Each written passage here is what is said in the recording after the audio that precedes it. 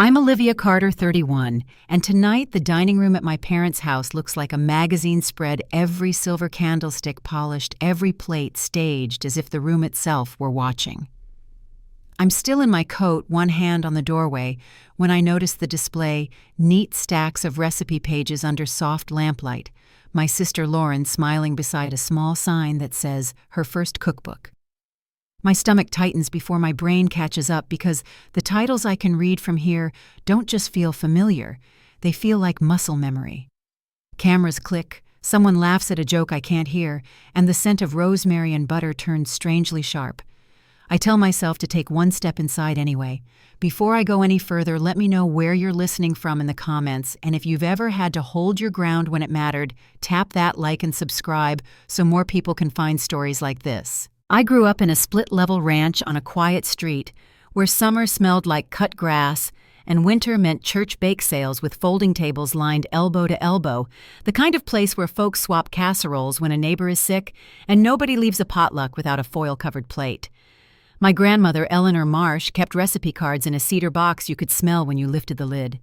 She taught me to read the notes between the lines, the circled temperatures, the penciled arrows, the add a pinch if the day feels cold. My parents measured success by other numbers, club memberships, donation plaques, the way a room changes when your last name is printed on a program. They weren't unkind, but they were always moving toward the next thing that looked good in a photo. And somewhere along the way, cooking became a backdrop for their pictures, rather than a craft that takes time and burns and quiet repetition. By the time I was 19, I was working nights at a bistro that paid in tips and lessons, if you kept your eyes open, while Lauren was learning how to set a table that photographs well and which dishes catch the light. We didn't have the same rhythm in the kitchen. Mine was a steady beat test taste adjust. Hers was a bright flash stage post move on. When tuition bills came, I took shifts that ran past midnight and traded sleep for practice buying saffron from a glass jar behind the counter because the aroma felt like a promise I could earn. I started keeping a simple rule for myself. Every recipe got a timeline, every change got a date, every win or failure got a note I could read later when memory tried to smooth the edges. My parents liked to say we were a culinary family, a phrase that landed differently depending on who was listening. At church, it meant we brought food to every gathering. At fundraisers, it meant we were planning something special people could talk about on the ride home. At our kitchen table, it meant the dishes I tested were the ones served to guests, and the credit flowed to whoever was standing closest when the compliments came. I told myself it didn't matter, as long as the work kept getting better, as long as the next batch of blackberry sage crumble tasted more like the one I wanted to remember. It was easier to focus on the craft when the house was quiet and the counters were clean, and I learned early that quiet rarely arrived by invitation. When I moved into my own apartment, nothing matched except the determination. The table wobbled, the oven ran a little hot, and the walls held steam like a secret, but I finally had hours that belonged to me. I started teaching weekend classes at the community center and kept a small blog for students who wanted the steps written out, not just the finished plate. I added photographs the way a mechanic keeps diagrams, close practical hands in the frame, because proof helps when people forget how the work gets done. After a while, the routine felt solid. Write, test, teach, repeat, then send a clean draft to Helen Price, the editor who read past the measurements, to find the story that made them matter. She told me to keep my records tight, and I did not, because I didn't trust anyone, but because careful keeps you honest. Home never stopped being home, even when I learned to knock before walking into my parents' conversations. They liked events, anniversaries, charity nights, any evening with a podium, and they liked planning them around a theme, which is how a simple family dinner can grow a microphone and a backdrop if you don't watch it closely. I promised myself I'd show up anyway, carry a dish, make polite conversation, and slip out before my name got attached to a storyline I didn't write. Lauren thrived around the flash of a camera. I didn't mind the shadows near the stove where you can hear what simmering sounds like when it's almost right. We were both daughters in the same house, just tuned to different stations. So tonight I came because my mother said, "We want to celebrate something together," and I wanted to believe the word together meant what it used to mean: one table, one meal, no stage. I wore a simple dress and flats I could stand in, and I brought a jar of my rosemary sugar tied with string, because Grandma said gifts taste better when the knot is easy to untie. The door was already open when I arrived, voices rising and falling like a rehearsal I'd missed, and a small easel by the entry held a welcome card in heavy paper stock that didn't fit the word dinner. I walked toward the lighted room anyway, past family portraits and a mirror that caught me mid-step, and I steadied my breath the way you do before a cake comes out of the oven. From the doorway, the whole evening looks settled, the plates set, the glasses poured, the guests waiting for a cue I haven't heard. Lauren's smile holds the room, and the printed pages beside her carry titles that make my palms grow warm. My mother stands a little to the left, fingers curled around the stem of a glass, and my father angles his shoulders toward the nearest camera as if good posture can finish a sentence. I'm still wearing my coat when someone says my name, and the sound lands like the soft thud of a knife against a cutting board. I take one step inside, and the air changes, and for a heartbeat, I understand that what I say next will decide whether this is a family dinner or the start of something else entirely. My mother's voice cuts through the hum of conversation before I have time to steady myself. "Olivia, there you are," she says brightly, waving me forward with that polished smile she uses at charity events. I take a few steps into the dining room. My heels click against the hardwood, echoing a rhythm I can't slow down. On the far wall, a large poster board stands propped on an easel. Lauren Carter, A Taste of Home. The letters loop in elegant script above printed recipe pages arranged in careful rows. The scent of roasted garlic and lemon butter hangs in the air, but it feels heavy now, like perfume that overstays its welcome. Lauren beams her blonde hair catching the chandelier's light, her manicured hands resting on the table beside the display. Around her, 3 women with cameras and notepads hover close. I recognize one from a Portland food magazine and another from a blog that reviews regional chefs. They murmur compliments while adjusting their lenses, and my father stands behind them with his chest puffed, explaining how family tradition meets modern flair. I move closer, scanning the recipe titles. Blackberry sage crumble, Northwest seafood stew, hazelnut chicken with wild mushroom sauce. My stomach twists. Every name, every measurement, every story belongs to me. I don't realize I've spoken aloud until the words break the air. Those are my recipes. The sentence sounds too calm for what I feel. The room stills like a held breath. My father lowers his glass. My mother's smile falters, though her eyes remain fixed on the guests. Lauren laughs lightly, a practice sound that doesn't reach her eyes. "Oh, come on, Liv. We all worked on these together, remember?" She glances toward the bloggers who look from her to me, uncertain whether they're watching a family joke or the beginning of something uncomfortable. My mother moves first, crossing the room with her wine glass still in hand. "Honey," she says under her breath, "let's not do this right now. We can talk later." Her hand finds my arm, gentle but firm. This is Lauren's big moment. She's worked so hard for this. Her tone is sweet, rehearsed, the kind that leaves no room for disagreement. My father joins us, his voice low but sharp. "We've put a lot of money into this launch. Don't ruin it with drama." His fingers tighten around my elbow, steering me toward the hallway. The warmth drains from my hands. Lauren's voice follows us. "Liv, please," she says, her tone carrying just enough hurt to sound convincing. "You know I've always supported your cooking." The women with cameras shift uneasily, their pens hovering midair. I see one of them, a woman with silver-streaked hair tucked into a bun, watching me closely, curiosity flickering across her face. I take a step back, pulling free from my father's grip. The weight in my chest feels too solid to swallow. "You supported it by taking it," I say quietly. The words hang between us, heavy and irreversible. My father exhales through his nose the way he does before lecturing about respect and gratitude. This isn't the place, he warns. My mother smiles for the guests again, pretending not to hear. Lauren presses her lips together and turns toward the display, rearranging pages that need no rearranging. The bloggers exchange uncertain looks. The silver-haired woman, the one whose press badge reads Paula Brooks Pacific Table, clears her throat softly. "These dishes," she says, they sound familiar. I could swear I've seen a few on a local blog. The Honest Spoon, Was it? She's looking at me now. For a moment, everything blurs. I nod once, steadying my voice. That's my blog. Silence ripples through the room. One of the younger bloggers lowers her camera. My father steps forward, his smile tightening. We're all inspired by one another, he says quickly. That's what makes food such a shared experience. But the tremor in his voice gives him away. My mother's posture stiffens. Olivia, she whispers sharply, you're embarrassing yourself. Embarrassing myself. Not them.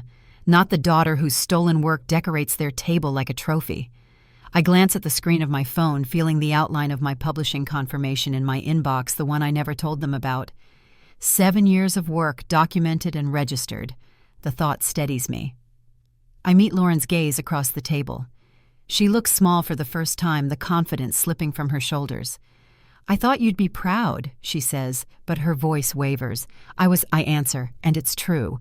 I was proud of her once before I learned what she'd done with my trust. I think of the cloud drive my mother insisted I use for safekeeping of the night Lauren asked for access to help me organize of how the questions about my own cookbook stopped soon after.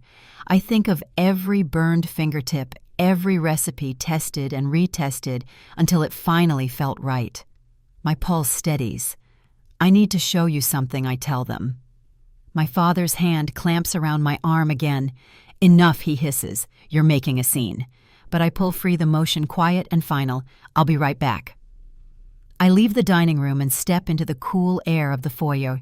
My breath steadies as I cross the driveway to my car, unlock it, and lift my laptop from the passenger seat.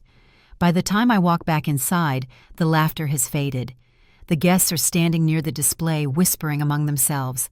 I set my laptop on the table. If you're going to use my work, I say everyone should see the proof of where it came from. My mother's face tightens, the charm gone from her expression. Olivia, stop. I open the screen and pull up the first document, my signed publishing contract, my name across the header, dated months before Lauren's proposal. The light from the laptop throws a cold reflection across the glossy recipe pages. I point to the line that reads, Westbrook Publishing. My book comes out in 10 days, I tell them. Paula Brooks leans closer, eyes scanning the text. She pulls out her phone and starts taking photos. The other 2 bloggers do the same. My father's voice catches. Turn that off, he says, but no one moves. My mother's hand trembles around her wine glass.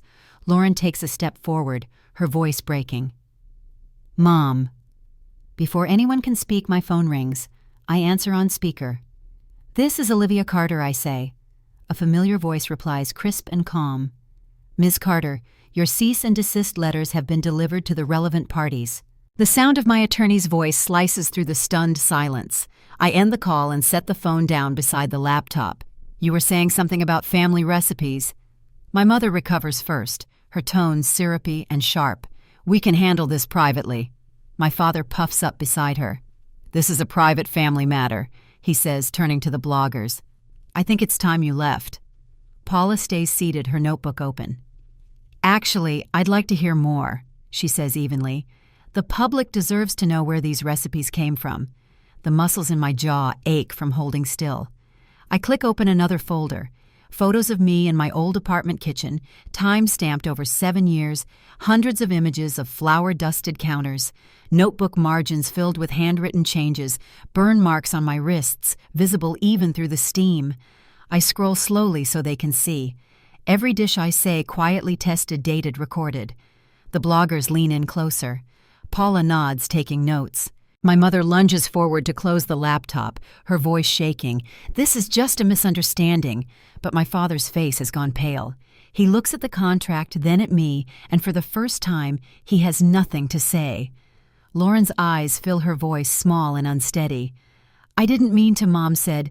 She stops herself, pressing a hand to her mouth. My mother straightens, regaining her composure like someone adjusting stage lighting. Everything we've done was for the good of the family, she says. You've always been independent, Olivia. We just thought Lauren would be a better face for the brand. Her words land flat. Your college fund financed this project, my father adds. We saw it as an investment in all of us. The noise around me fades. College fund, Grandma's fund, the one meant for my education. My throat tightens, but my voice stays steady. You used my grandmother's money to steal my work, I say. My father's mouth opens, then closes again. No one answers. Only the sound of this camera shutter clicks as Paula captures the moment. From the corner of my eye, I see the reflection of myself on the laptop screen, tired eyes, flower-scarred hands, a spine that refuses to bend any further. My mother whispers, "You'll regret this." But the threat feels hollow now, like air escaping a punctured tire. I reach forward and close the laptop with quiet finality. No one speaks. The guests gather their things, offering polite excuses as they leave. Paula lingers near the doorway, giving me a small nod. "You'll want to keep records of everything she says," softly. "People will be interested in the truth." When she's gone, my parents and sister stand frozen amid the plates and printouts. I take my bag from the chair and move toward the door. Outside, the night air feels sharper, cleaner. My car waits at the curb under the porch light. Behind me, voices rise low, frantic, but I don't turn back.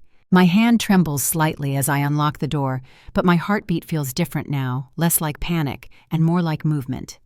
I drive away from the house, headlights cutting through the dark, my grandmother's words echoing faintly from memory. "Every recipe tells a story. Make sure it's yours." Tomorrow, I'll start deciding how to tell mine. The next morning, I woke to the smell of coffee that had gone cold hours ago. The half-finished cup sat beside my laptop, the blue light still glowing from the screensaver. I hadn't slept much every time I closed my eyes. The scene from last night replayed my parents' voices, overlapping the flash of cameras, Lauren's trembling words. By sunrise, I was still sitting on the couch, staring at the evidence folder I'd built over the years, recipes, photos, drafts, and that publishing contract that now meant more than ever. The apartment felt unusually quiet, the kind of silence that makes you aware of every small sound, the tick of the refrigerator, the hum of distant traffic. I walked into the kitchen, trailing my fingers along the counter. My grandmother's old wooden spoon rested in the crock near the stove, worn smooth from decades of use. I reached for it, thinking how many times I'd stirred a sauce or folded batter with it beside me, her voice echoing in my head. "Patience is flavor, Liv." I held it tighter, grounding myself in the familiar. My phone buzzed, breaking the stillness. The caller ID flashed Aunt Carol. I hesitated before answering, but curiosity won. "Honey," she began without preamble, "your mother's been calling everyone since last night.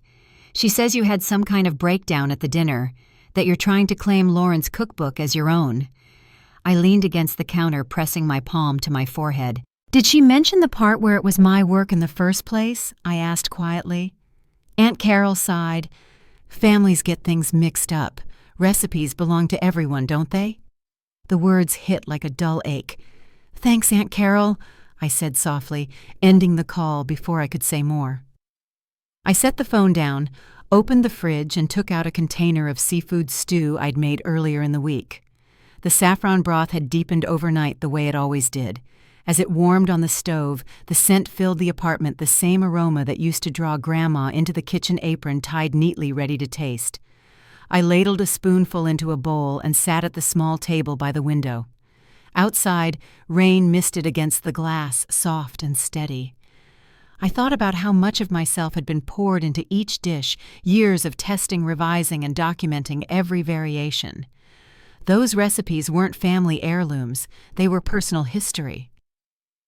After breakfast, I scrolled through my phone. Lauren's face appeared on my screen, smiling in a post that already had hundreds of likes. "So grateful for family traditions," her caption read. "Can't wait to share our passion for food with the world." In the photo, she sprinkled herbs over my hazelnut chicken. I exhaled slowly, setting the phone aside before the frustration could take shape. By noon, Helen Price called. Her tone was brisk, but I could hear the concern beneath it. "Your father reached out to the publisher this morning," she said. "He claimed you've been unwell and suggested we delay the book launch for your own good." I gripped the phone tighter. "And what did you tell him?" "That our contract stands," she replied firmly. "But I wanted you to know what's being said. Protect your peace, Olivia." After the call, I stared at my reflection in the dark window of the microwave. My own eyes looked back tired but steady. The rest of the day blurred into motion. I pulled out my recipe journal, flipping through pages filled with notes in different pens and inks, each one marking a stage of progress. I started organizing them by theme coastal dishes, seasonal produce desserts with heritage ties. As I worked, the rhythm of chopping, stirring, and writing calmed something inside me. The act of reclaiming order became its own kind of therapy. Later that evening, the doorbell rang. I wasn't expecting anyone. When I opened the door, Lauren stood in the hallway, rain-damp hair framing her face, a paper bag clutched in one hand. She looked smaller without the makeup and staged confidence. "Can I come in?" she asked quietly. I stepped aside. She walked into the kitchen, her eyes darting over the hanging pots, the lined-up spices, the open laptop on the counter. "It smells amazing," she said softly. "Seafood stew." I nodded, pouring her a cup of coffee. She sat at the counter, tracing her finger over a burn mark in the wood. "Mom's been calling everyone," she said after a pause. "She's telling people you're unstable, that you're trying to destroy the family's reputation." I didn't respond. She watched me ladle stew into 2 bowls. "Dad tried to call your publisher too," she added. "I know," I said. "Helen told me." Lauren's shoulders slumped. "They're panicking. The vanity publisher wants to sue. Mom's terrified of the press getting wind of what happened." I set her bowl in front of her, the steam rising between us. She stirred it absently, not taking a bite. "I never wanted this," she murmured. "The cookbook, the interviews, it was Mom's idea. She said someone in the family needed to carry the torch." I leaned against the counter, crossing my arms. "And you didn't think to tell her it wasn't yours to carry?"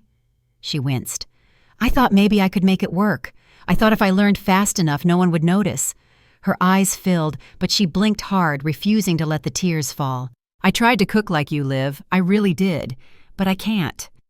The words hung in the air between us, heavy and honest. The timer on the oven chimed, breaking the moment. I pulled out a tray of roasted hazelnuts, the rich aroma filling the kitchen. Lauren's gaze followed my movements as I shook the tray, letting the nuts cool. "You've always been good at this," she said, voice barely above a whisper. "Even when we were kids, you made ordinary things taste like something special." She looked down at her hands. "I just wanted to be part of it." We sat in silence for a while, the kind that doesn't need filling. Eventually, she pushed the bowl away untouched. "I should go," she said. But before she reached the door, she paused. "They'll keep trying to spin this, you know. Mom's already planning a statement." I nodded once. "I'm sure she is." She hesitated, then added, "For what it's worth, I'm sorry." The words were quiet, uncertain, but real. After she left, I stood in the doorway watching the rain blur the streetlights. The apartment smelled of saffron and roasted nuts, and for a moment it felt almost peaceful. I turned back to the counter where my laptop still glowed with open folders, contracts, photos, drafts, correspondence.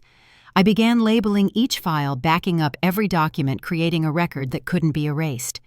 By the time the rain stopped, I had filled a notebook with timelines and cross-references. I attached screenshots, printed copies, receipts, anything that proved what I already knew. As I worked, I thought about Paula Brooks, the journalist who had seen through the performance last night. I remembered the look in her eyes when she said people would want the truth. The clock read nearly midnight when I finally shut the laptop. I poured myself one last cup of coffee and stood by the window, watching clouds drift across the faint outline of the moon. The world outside was quiet again, but it didn't feel empty this time. It felt like the calm before something I was finally ready to face. Tomorrow, I would make calls to my editor, to Chef Michael, maybe even to Paula. I didn't know what the next step would look like yet, but I knew what it wouldn't be. I wouldn't stay silent while someone else told my story. I finished the last sip of coffee, set the mug down, and turned off the kitchen light. The room slipped into shadow, the soft hum of the refrigerator filling the silence. I went to bed with the same thought echoing through me, steady and certain: the truth has a way of waiting for its moment. And when it arrives, there's no mistaking its sound. The next day began with a steady hum of rain on the window and the faint smell of roasted coffee drifting from the kitchen. I had slept better than expected, but the quiet carried a weight I couldn't shake. The phone stayed silent for most of the morning. No calls from my parents, none from Lauren. When the first ring finally came, I let it roll into voicemail. I already knew what the message would sound like: calm words layered over panic, a rehearsed plea for family unity. Instead of listening, I focused on what I could control. I opened my laptop and pulled up my recipe archive, scrolling through 7 years of photos, notes, and revisions. Each dish had its own timeline marked by dates and small comments about taste, texture, or the memory that inspired it. I realized how much evidence I had not just of my work, but of my journey. Every detail was cataloged, time-stamped, and honest.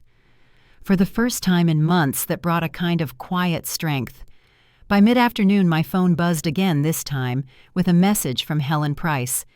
"Can you stop by the office today? Need to discuss next steps." I slipped on my coat, grabbed my notebook, and headed downtown. The Westbrook Publishing office sat on the 5th floor of a narrow brick building that always smelled faintly of paper and coffee. Helen greeted me in the lobby with her usual calm efficiency, a folder already in her hands. "Olivia, come in," she said, gesturing toward her office. Inside, she spread the papers across her desk, contracts, press schedules, and mock-ups of the book cover. "I wanted to review your release timeline and make sure you're protected. Your parents have been calling around." Her expression tightened. "But you've handled this exactly right. Keep your documentation in order and don't engage publicly yet. Let the work speak first." I nodded, the words grounding me. She glanced up, softening. "You've earned this moment. Don't let anyone take it from you." She closed the folder and slid it across the desk. "Chef Lane's team is hosting a private dinner next week to preview the book. He wants you there presenting your own dishes." My breath caught for a second, equal parts excitement and nerves. "Tell him I'll be there," I said. Back home, I spent the evening preparing. I cleaned the kitchen until the counters gleamed, then set out my ingredients: hazelnuts, fresh sage, wild mushrooms from the market. As the first dish simmered on the stove, I wrote down measurements, adjusting where the flavor demanded. The air filled with the earthy scent of broth and herbs. I thought of Grandma Eleanor standing beside me years ago, her steady hands guiding mine as I stirred a pot just like this one. She used to say, "Write it all down, Liv. Someday you'll want to remember how it began." Later, while cleaning up, I noticed an email from Paula Brooks waiting in my inbox. She thanked me for trusting her with the story and mentioned that several local journalists had already reached out after hearing whispers of the dinner scene. "If you're open to it," she wrote, "I'd like to cover your upcoming launch event." People deserve the real version of how this book came to be. I read the message twice before replying yes. That night, the rain returned. I sat at my kitchen table, flipping through my grandmother's old recipe cards. The handwriting slanted slightly to the right, firm but patient. On one of them, a faded card labeled apple pie with bourbon crust. A small note read, "For Olivia when she's ready to make her own mark." I traced the ink with my fingertip and felt something settle inside me. Maybe this was what she meant. 2 days later, I drove across town to Chef Michael Lane's restaurant Laurel, where the preview dinner would be held. The staff was already busy setting up their quiet movements, precise and practiced. Michael met me near the prep station, his apron dusted with flour, his grin familiar and steady. "You look like someone who's been carrying too much on her own," he said. "Let's fix that tonight." He showed me the printed menu, my menu. Each dish listed by its proper name, each description pulled straight from my notes. Seeing it in print filled me with a kind of disbelief. "We'll have about 30 guests," he said, glancing at the clock. "Press, food critics, a few loyal patrons. You'll introduce the main course yourself." I took a deep breath and nodded. When the first guests arrived, the soft murmur of conversation mixed with the clink of glasses. The room glowed with the warm light of hanging bulbs, reflecting off polished silverware. Michael moved through the crowd like a conductor, keeping the rhythm steady. Paula arrived a few minutes later, offering me an encouraging smile before finding her seat near the center table. As the courses rolled out, the room filled with quiet approval, murmured compliments, the sound of forks against china. When it was time for the main dish, Michael handed me the microphone. My palms were damp, but my voice came steady. "This recipe," I said, "was tested 14 times before it found its balance. It's built from nights of burnt fingers, long hours, and a lot of stubbornness." A small ripple of laughter eased the tension. Every step was documented because truth matters, especially when it's been borrowed without permission. Paula's pen paused midair. The crowd leaned in. I continued describing the inspiration behind the dish coastal summers with my grandmother markets, on foggy mornings the trial and error that made it mine. When I finished, the applause rose gently, sincere and grounded. It wasn't loud, but it felt solid, like the sound of something finally taking root. After the dinner, several guests approached with congratulations and handshakes. Paula waited until the crowd thinned. "You've done something remarkable," she said quietly, "and the story behind it will help more people than you realize." I thanked her, though the words felt too small for what I wanted to say. That night back at home, I placed my grandmother's recipe card beside my laptop and opened a new document titled Eleanor's Legacy. It wasn't part of the book, just something I felt compelled to write, memories of her kitchen, the smell of cinnamon, the way she hummed when stirring batter. The pages filled quickly, as if the words had been waiting for me to slow down long enough to catch them. When I finally stopped, the clock showed nearly midnight. I looked around the kitchen, clean counters, organized notes, the faint shimmer of lamplight on polished steel. For the first time in years, the space felt entirely mine. The doubt that had lived quietly in the corners seemed to have lifted, replaced by something steadier, something real. Still, I knew this calm wouldn't last long. My parents had gone silent, and silence in our family rarely meant surrender. It meant strategy. I closed my laptop and set my grandmother's card carefully back in its box. The hum of the refrigerator filled the room again, low and constant. Tomorrow would bring more questions, maybe more confrontations. But tonight, surrounded by the scent of hazelnut and sage, I could finally breathe in the quiet, knowing that for the first time, my story had begun to stand on its own. The morning after the preview dinner, my phone barely stopped ringing. Emails from editors, messages from former classmates, even a few from students who'd seen photos online, all of them offering congratulations. It felt strange hearing my name attached to something that finally belonged to me. The relief came with a quiet exhaustion, the kind that settles deep in your chest once adrenaline fades. The weather had shifted overnight. The sky was clear, and sunlight filtered through the blinds in soft stripes across the counter. I brewed coffee, opened my laptop, and reviewed the notes Helen had sent about the final layout. Each page looked more real than the last, my handwriting layered beside polished text photos from my tiny apartment kitchen printed across glossy spreads. For once, nothing about it felt borrowed. Around noon, Helen called. "Congratulations, Olivia. Early reviews are glowing," she said, her voice warm but businesslike. "Paula's article goes live tomorrow morning. It's beautifully written. She captured everything that matters." I smiled into the phone, a little stunned. "Thank you for standing by me through this." Helen chuckled softly. "You did the work, dear. Now let the world see it." When the article published, it spread faster than any of us expected. Paula had written with quiet precision, avoiding gossip, but making the truth unmistakable. The piece highlighted my years of testing the documented evidence and the preview dinner that showcased every detail. By the end of the day, local radio stations were calling Westbrook for interviews, and cooking blogs were reposting the story with captions about creative ownership and integrity in the industry. That evening, I stopped by Laurel to thank Michael. The restaurant was calm between dinner rushes, the scent of roasted herbs lingering in the air. He handed me a mug of tea, leaning against the counter. "You handled yourself well," he said. "Most people would have burned that bridge and the whole kitchen with it." I laughed softly. There were moments I wanted to. He nodded. "Restraint's its own kind of strength. Remember that." As I drove home, the phone lit up again, unknown number. I almost ignored it, but answered on the last ring. The voice on the other end was calm and professional.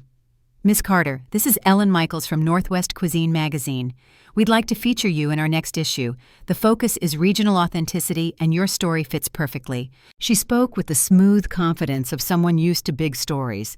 "Would you be available next week for an interview and photo shoot?" I agreed, setting a date. When I hung up, I sat in the car for a long moment, watching the glow of the dashboard fade. Somewhere between fear and satisfaction, a quiet thought settled. This was the start of something different, something earned. A few days later, I met with Helen and Michael again to finalize the press kit. We sat at a small table in the publisher's conference room, surrounded by stacks of early copies. Helen slid a sealed manila envelope across the table. "This came addressed to you," she said. No return address, but the handwriting looked familiar. Inside, I found a bundle of yellowed recipe cards tied with twine. My grandmother's handwriting curved across the top of each one, precise, elegant, unmistakable. On the first card, a short note read, "For Olivia, who truly understands these recipes." My breath caught as I flipped through the stack. There were dishes I hadn't seen in years: bourbon apple pie, rosemary bread, the old family chowder recipe that had vanished after her passing. The smell of her kitchen seemed to rise from the paper itself. Helen's voice softened. "Your grandmother must have sent these before she passed. The timing is remarkable." I nodded, unable to speak for a moment. These cards weren't just proof. They were validation from the one person who'd seen my passion long before anyone else cared to. That night, I laid the cards out on my kitchen counter in careful rows. Each one carried memories, the feel of a wooden spoon in my small hand, the sound of her voice guiding me through every step. I spent hours cataloging them, photographing each one for safekeeping. Then I added a new section to the cookbook manuscript, placing her bourbon apple pie as the final recipe. It felt right to end where it all began. The following week moved quickly. The magazine interview went smoothly. Ellen's team asked thoughtful questions about creativity and ownership. When the photographer finished setting up, he asked me to hold one of Grandma's recipe cards for the portrait. I hesitated, then chose the one that read, "Perfected by Olivia Carter," in my grandmother's faint pencil scrawl. The flash went off, and for a moment, everything felt still. Later that day, as I packed up my equipment, my phone buzzed with a text from Michael. "Chef Thomas reserved the restaurant for your official launch dinner next Tuesday at 7. Bring your grandmother's cards." My stomach fluttered with anticipation and a small trace of nerves. The next few days were a blur of preparation. I met with suppliers-tested dishes and coordinated with Helen's team for press attendance. Paula reached out to confirm she'd be covering the event while Michael handled the restaurant logistics. Every detail came together like clockwork, the way it always does when the right people finally align behind the right purpose. On the morning of the launch dinner, I woke early. The sky was streaked with pink and gold, the kind of light my grandmother used to call baker's dawn. I brewed coffee, packed the last of my notes, and slipped the stack of recipe cards into my bag. Their edges were soft, now worn from the night I'd spent rereading them. When I arrived at Laurel, the staff was already in motion, tables dressed in linen candles flickering in tall holders, the faint hum of anticipation filling the air. Michael approached apron crisp and smile wide. "You ready?" he asked. I nodded, more than ready. By 6:30, the dining room was full. Critics, bloggers, students, even a few local chefs had come to celebrate. I caught glimpses of Helen and Paula near the front, chatting quietly with the magazine editor. The lights dimmed, the chatter softened, and Michael raised his glass. Tonight, he said, we honor the work of a chef who turned her own kitchen into a classroom for truth. His voice carried through the room strong and clear. Applause followed, and I stepped forward to begin the presentation. My hands didn't shake this time. I spoke about the recipes, the years of testing, and the family heritage behind every dish. I held up my grandmother's cards for the guests to see, explaining how they'd been waiting quietly, patiently for the right time to resurface. Every face in the room reflected genuine attention, not polite obligation. As dinner unfolded, I moved from table to table, answering questions, accepting compliments. Each course carried a piece of my story, from the seafood stew that began it all to the hazelnut chicken that became my signature. By the final dessert, apple pie with bourbon crust, the room felt warm and full. When the night ended, I stood alone in the quiet kitchen apron dusted with flour, the last plate cleared. Through the window, the city lights shimmered against the dark sky. I placed Grandma's cards back in their box, sealing them carefully. The applause still echoed faintly in my ears, but beneath it I could sense the next challenge forming. Because somewhere out there, my family had seen the coverage. They'd watched my name climb headlines they once tried to erase, and silence from them never meant peace, it meant preparation. I wiped down the counter one last time, turned off the lights, and gathered my things. The restaurant door clicked softly behind me as I stepped into the cool night air. Ahead, the next storm was already building, but I wasn't standing on unsteady ground anymore. The morning after the launch dinner, I woke to sunlight spilling across my kitchen table. The stack of thank you notes from the event sat beside an untouched cup of tea, and the faint scent of roasted herbs still lingered in my clothes. My phone buzzed nonstop messages from readers, cooking students, even a few local chefs who wanted to collaborate. Every notification felt like a breath of fresh air after years of holding mine. I spent most of the morning cleaning, letting the quiet of the apartment soak in. When I finally sat down to check my email, a new headline flashed across the screen: Authenticity in the Kitchen, Olivia Carter redefines culinary integrity. Paula's review had gone national overnight. She described the dinner as a homecoming for honest cooking, her words threaded with kindness and quiet vindication. By the time I reached the end of the article, my hands were trembling. The comments underneath were full of support, each one echoing the same message: how rare it was to see hard work honored so publicly. For the first time in years, I felt seen not just for what I made, but for the care behind it. Around noon, Michael called. "You're everywhere," he said, laughing. "The press can't get enough of your story. You ready for the next step?" I asked what he meant, and he told me the restaurant had been fielding calls from culinary schools, nonprofits, and even a network production company interested in a cooking series. The thought made me pause. "Let's just take it one step at a time," I said. He chuckled again. "Fair enough. But momentum like this doesn't wait." Later that afternoon, I met Helen at the publisher's office. She was already waiting with a coffee in hand and a stack of printed reviews beside her. "This," she said, tapping the papers, "is what happens when truth meets talent." She looked proud, though her voice stayed practical. "We'll need to schedule more interviews, and the second print run starts next week. Be ready for attention." I promised I would. Before leaving, she slid another envelope across the table. "This was mailed here yesterday. No return address." Inside, on a single sheet of stationery, was a message written in my mother's looping script. "We still believe family comes first. Think carefully about how you represent us." There was no signature, just a faint perfume I recognized immediately. I folded the letter and tucked it into my bag without saying anything. Helen must have seen the change in my expression. "You don't owe anyone your silence anymore," she said softly. "Don't forget that." When I got home, the answering machine light blinked. 3 new messages. The first was from a family friend repeating the familiar refrain, how my mother was worried about me. The second was from a reporter asking for my parents' comment on the cookbook controversy. The third was my father's voice, low and tight. "Olivia, this has gone far enough. You're embarrassing the family name. Call us back before you do something you'll regret." The message ended with a heavy silence that filled the apartment long after the machine clicked off. I poured myself a glass of water and stood at the window watching the city lights flicker to life below. The applause from the launch dinner felt like a lifetime ago. I thought of the cameras flashing as my parents left that night, their polite smiles cracking when the room realized the cookbook wasn't theirs to claim. The public hadn't forgotten that scene, and now their silence had turned to damage control. The next morning brought a call from Paula. "Have you seen the latest?" she asked. "Your parents are hosting a press event this weekend. They're calling it the Asher Family Legacy Project." I nearly dropped my phone. "They're using Grandma's maiden name, seems that way," Paula said. "They're promoting a new family cookbook. And they've convinced a small vanity press to back it."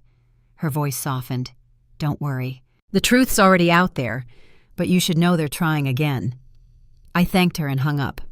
For a moment I stood still, the sounds of traffic faint through the glass. Then I went to my desk and opened my laptop. Every file, every photo, every contract, everything was already organized. I started writing a statement for my website, one that focused on authenticity, not conflict. It wasn't about retaliation anymore. It was about reclaiming narrative.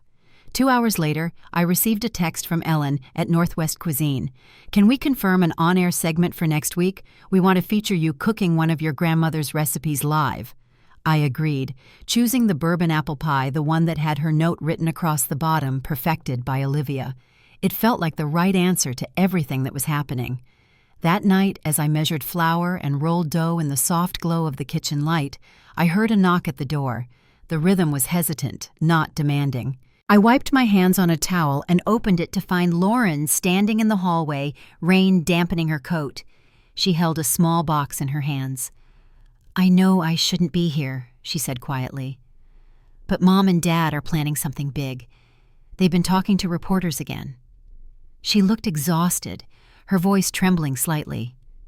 "They want me to take the lead this time, to act like the recipes were collaborative after all." I stepped aside to let her in. She placed the box on the counter and opened it. Inside was a familiar object, Grandma's antique cookie cutter shaped like a maple leaf. "I took it years ago," Lauren admitted. "Mom said it was just for display, but it never felt right. It belongs to you." For a long time, neither of us spoke. The sound of rain against the window filled the quiet.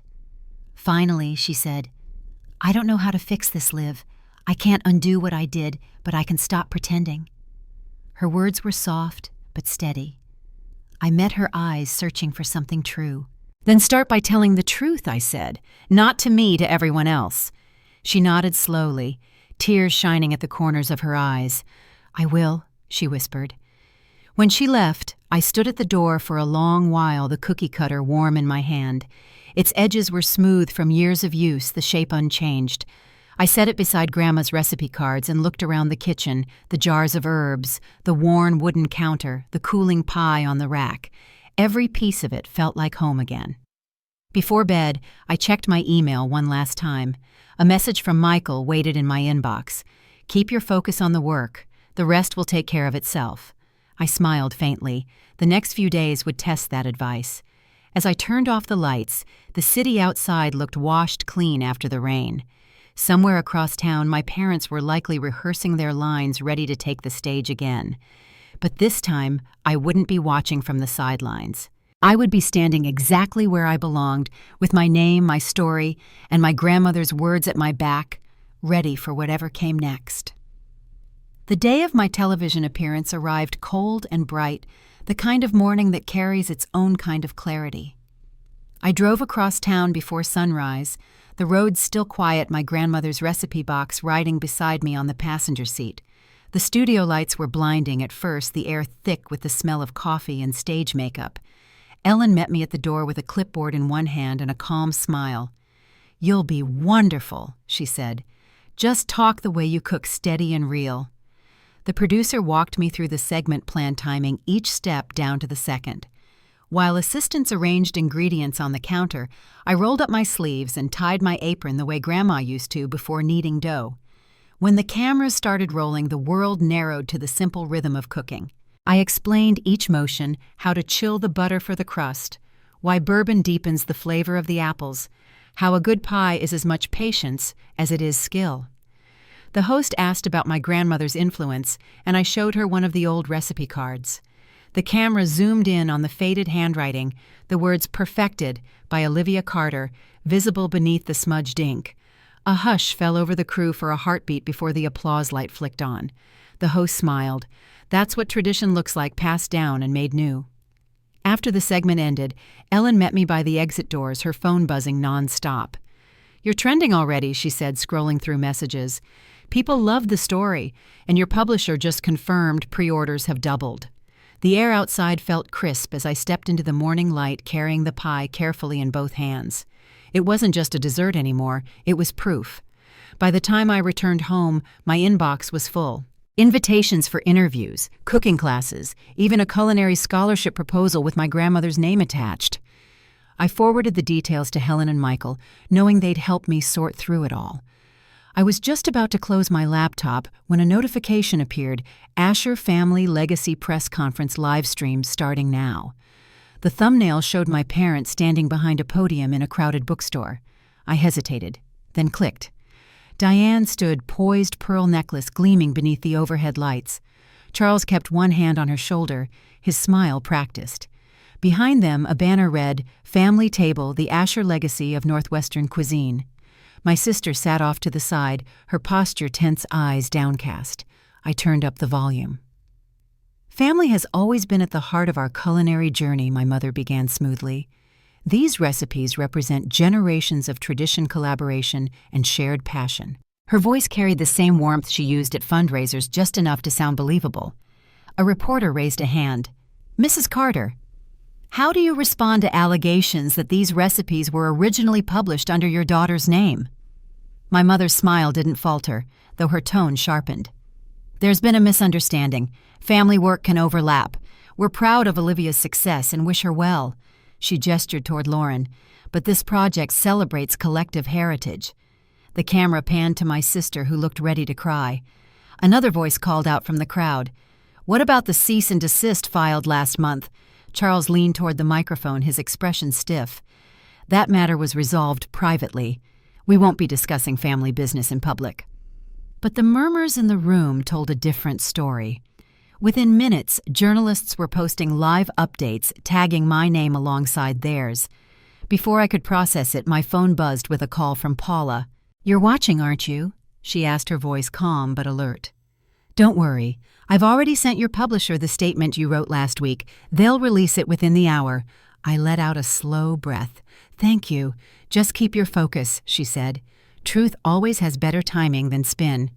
An hour later, Westbrook's official statement went live, complete with images of my dated recipe development files, contracts, and copyright documents. Within minutes, the tone online shifted. Comment sections filled with support, and culinary journalists reposted screenshots of my grandmother's handwritten notes, undeniable proof of where the work began. By evening, the story had spread beyond the region. National outlets were picking it up, calling it a cautionary tale about family ownership and the meaning of legacy. My parents' event ended abruptly. The live stream cut to black mid-question. I didn't need to see the fallout to know what was coming next. 2 days later, Helen called to say the Carter family's vanity publisher had formally withdrawn from the project. They cited concerns about authorship and liability, she said, reading from an email. That's the polite way of saying they're done. I thanked her, though my voice caught halfway through. It wasn't triumph I felt, just relief that the noise might finally quiet. That weekend, the phone rang again. This time, the caller ID showed Lauren's name. "They've canceled everything she said without preamble." Mom's furious. "Dad keeps saying we'll regret letting you embarrass us." Her voice shook, but she didn't sound defensive. "I'm not going to lie for them anymore. I told the reporters the truth." The silence stretched between us, broken only by the hum of the refrigerator. "Thank you," I said finally. "You didn't have to do that." She exhaled shakily. "I did, though. It was the only thing left that made sense." Later that night, Paula sent me a link to her newest article. The headline read, "The Cook Who Took Back Her Name." The photo beneath it showed me at the launch dinner holding one of Grandma's cards, light glinting off the handwriting. Her final paragraph wasn't about scandal. It was about resilience. She wrote that some recipes aren't just instructions.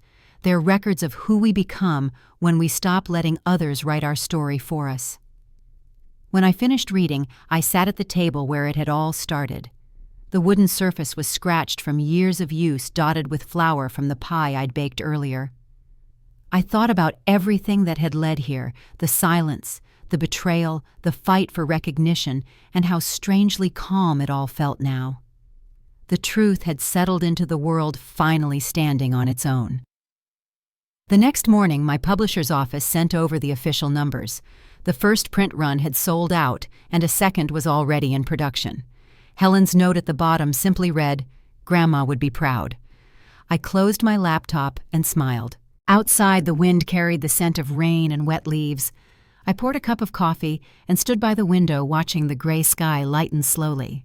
Somewhere out there, my parents were likely reckoning with the silence that comes after the curtain drops. Lauren's courage had shifted something in our family, even if we couldn't see it yet. As I set the coffee down, my phone buzzed once more, a text from Michael. "Dinner at Laurel next week. Bring the recipe cards. Time to celebrate properly." I typed back a single word, "Absolutely." Then I looked toward the empty seat at my table, the one that had always felt like it belonged to my grandmother. The morning light caught the edge of her cookie cutter resting beside the recipe box. I reached out and turned it gently in my hand. The sharp edges were smooth now, worn down by time and use. I thought of everything that had changed the family name, the perception, the weight of proving myself, and how some things still held steady beneath it all. I placed the cookie cutter back on the counter, right beside the pie cooling on the rack. Outside, the first drop of rain hit the window pane soft and deliberate. The storm that had followed me for years was finally passing, though one final chapter still waited to be written. The night of the celebration dinner arrived crisp and quiet, the kind of evening that carries both memory and peace. I'd spent the morning preparing dishes from my first cookbook, each one plated with the precision my grandmother used to demand from me as a girl. The kitchen was warm, filled with the low hum of conversation and the clatter of wine glasses. Michael stood at the stove finishing a reduction sauce, while Helen and Paula arranged fresh herbs along the serving table. Laughter moved through the air like music, easy, familiar, and real. When the doorbell rang, I wiped my hands and went to answer it. Lauren stood there bundled against the cold, holding a small wrapped box in both hands. "I wasn't sure if I should come," she said, her voice barely above a whisper. "You should," I told her, stepping aside. "You're part of this story, too." She smiled, tentative but sincere, and followed me into the dining room. The others greeted her warmly, though she seemed unsure where to place herself among them. I handed her an apron, the same faded green kind I used to wear when Grandma taught me to bake. "There's always room in my kitchen," I said. As we moved through the evening, Lauren helped plate dishes and refill glasses, her movements careful but earnest. When it came time for dessert, she handed me the box. Inside was the old maple leaf cookie cutter she'd returned once before, now framed in a shadow box beside a note that read, "For the hands that kept our family's story alive." My throat tightened, and I had to set it down before speaking. "Thank you," I said. "Grandma would have liked this." Lauren nodded. "I'm trying to make things right." After everyone left, the house fell quiet, except for the faint ticking of the oven cooling down. Lauren lingered at the counter, tracing the edge of the frame with her fingers. "I started therapy," she said softly. "I didn't realize how much I let them decide who I was supposed to be." I leaned against the counter beside her. "That's not an easy thing to face." She nodded, tears welling in her eyes. "It's strange. I thought being the favorite meant I had it easy, but it was just another way to keep me controlled." We talked until the candles burned low, the conversation shifting between apologies and small stories from our childhood, the times we ruined cookies, the nights Grandma stayed up with us, the smell of cinnamon that never quite left her kitchen. When Lauren finally left, she hugged me tight and whispered, "You were right. The truth feels lighter than pretending." Weeks later, I stood in my new test kitchen, a space brighter and larger than anything I'd ever worked in. Shelves lined with copper pots gleamed under soft light, and Grandma's recipe cards hung framed along one wall. The second cookbook was already underway, focused on honesty in cooking, how the smallest ingredient, when used with care, could change everything. My team bustled around me, the rhythm of their work a steady comfort. On the morning the New York Times review went live, Michael stopped by with coffee and the newspaper folded open. The headline read, "Olivia Carter redefines American heritage cooking." He grinned, setting it down in front of me. "I'd say you've made it," he said. I smiled, though my heart stayed grounded. I just finally made it home. That afternoon, I visited the small coastal cemetery where Grandma was buried. The air carried the salt of the sea, and the wind tugged gently at my coat. I placed her pie on the stone wrapped in linen. "It's all working out, Grandma," I said quietly. "Just like you told me it would, as long as I stayed true." The tide murmured below the cliffs, steady and sure. For the first time, I didn't feel like I was standing in anyone's shadow. Driving home, I thought about everything that had changed. My parents had gone quiet since the press conference collapse, retreating into silence instead of apologies. I didn't know if reconciliation would ever come, but I no longer needed it to move forward. Lauren and I talked often now about food, about life, about forgiveness that wasn't instant but possible. Some wounds take time, but even they can find their way toward healing. That evening, I cooked dinner alone, just for myself. The smell of rosemary filled the air as I plated the meal and sat down at the table. On the counter beside me rested Grandma's framed cookie cutter, catching the light from the lamp. For a long moment, I just breathed it all in, the quiet, the warmth, the sense that the story had come full circle. Somewhere between ambition and heartache, I had found something simple and solid, the strength to own my story. Every recipe, every scar, every small act of courage had led me here to a place built on honesty and earned peace. If you've ever had to fight to be seen to protect what's yours or to rebuild after betrayal, I hope you remember this truth has a way of rising no matter how long it's been buried. Thanks for listening to my story. And if it spoke to you, share it with someone who needs a reminder that it's never too late to start living life on your own terms.